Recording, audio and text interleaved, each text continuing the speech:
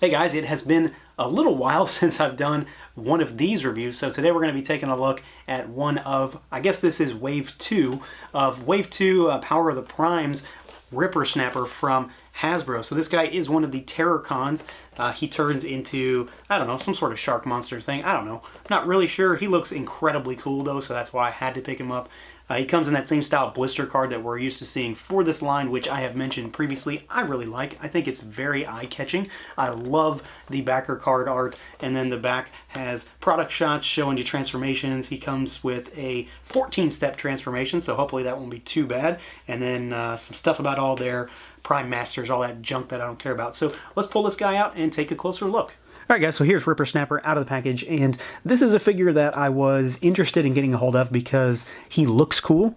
You know, I've said before I'm not a completionist when it comes to Transformers in the slightest. I've only had a passing re-interest with the line, so this guy was one that I remember from my childhood. Although I never had the figure, I do remember him as a G1 character. He's one of the Terrorcons, and I've always liked the non-car, non-plane Transformers, so Terrorcons, Horrorcons, Monstercons, Seacons, Dinobots, of course Dinobots. But this guy is one that I specifically remember, and I do believe he looks pretty close to his G1 counterpart. Obviously, they've kind of fixed him up a little bit, made him different. He's not 100% that same character, but he's pretty G1 faithful, I think, at least for my memory. I'm not a die-hard Transformer guy, so if you have a different perspective, let me know down below.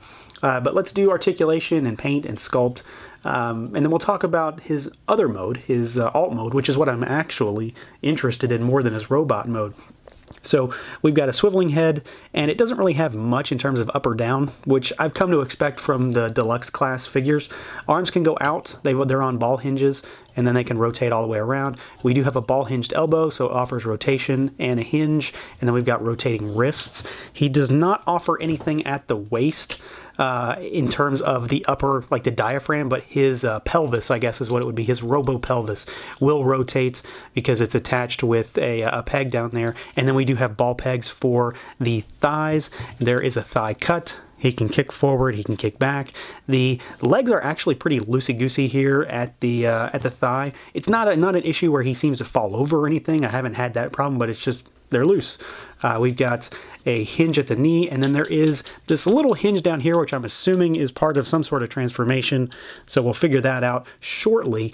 And then there's not a whole lot else at the foot. It's all one big block down here. So you'll get your rotation up at the thigh. But beyond that, it's pretty basic. It's exactly kind of what I expect to get out of this level of Transformer, out of a deluxe class figure. So you're not really missing anything. You're not really gaining anything extra. But he does have enough to put him in to some mildly dynamic, is that a thing? Some somewhat dynamic poses.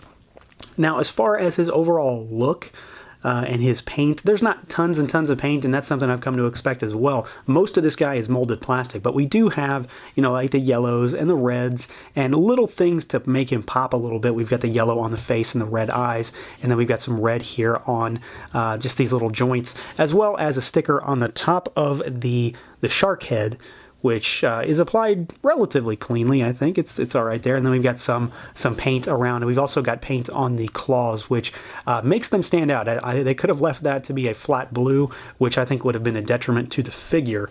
But in general, I think he looks pretty good, if not a little bit boring. And that's why I said that I think, in terms of what I really want to see out of this figure, is his alt mode, because this guy just looks kind of like a standard Transformer. He has, the only thing that really makes him stand out to me are the claws, which I do think are actually pretty cool. I like the idea of a brawler when it comes to Transformers, not somebody who's just going to be blasting away with a gun, but this, you know, he's going to get up close and get kind of dirty and, you know, tear some Autobots apart, which I really like. And then, of course, you do have the big shark head on the back, which I think it's kind of suffering from that backpack syndrome where he has a whole lot of stuff back here.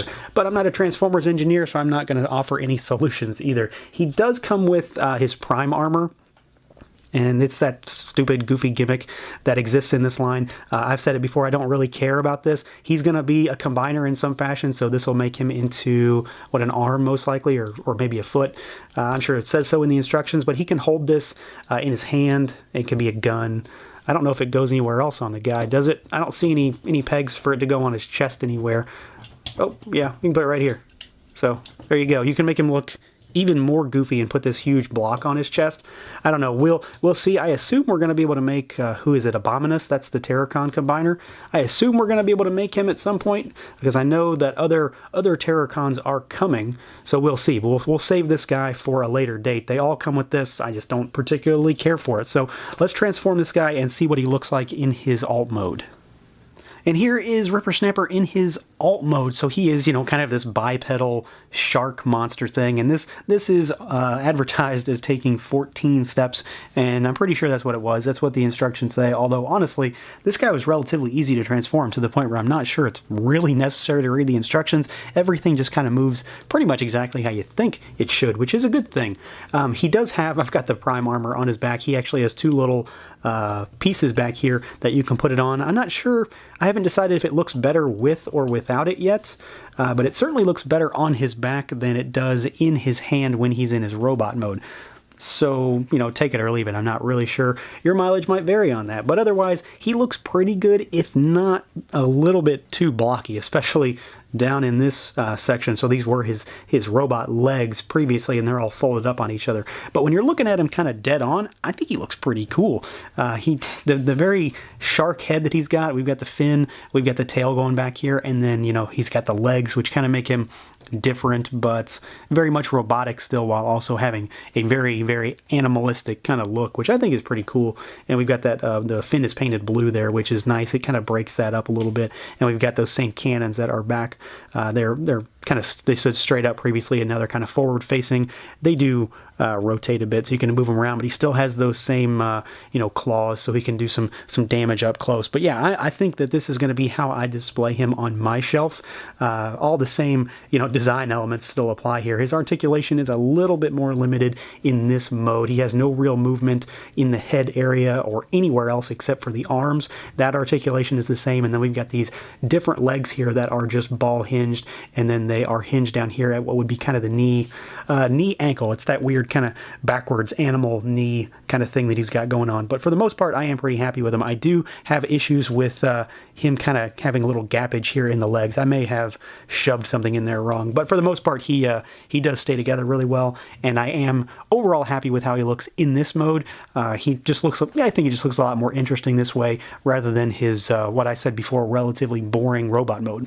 So at the end of the day, I'm pretty happy with this purchase. I think he looks very much like his G1 counterpart. He's not exact, and that's not the goal here either, but he looks close enough to me that it kind of brings back those memories of this character, which really helps me to be interested in this particular line. I do think his robot mode is slightly boring, but it makes up for it quite a bit with the Terracon alt mode. The idea of a clawed, bipedal, upright walking shark monster really does something for me. It's overall a very cool design. I like the color scheme, the gray and the blue, and he's pretty easy to transform, all things considered, which definitely helps me personally. So that's going to do it for this look at the Transformers Power of the Primes Rippersnapper figure from Hasbro. Feel free to like, comment, subscribe, and share. Thanks for watching, guys, and until next time.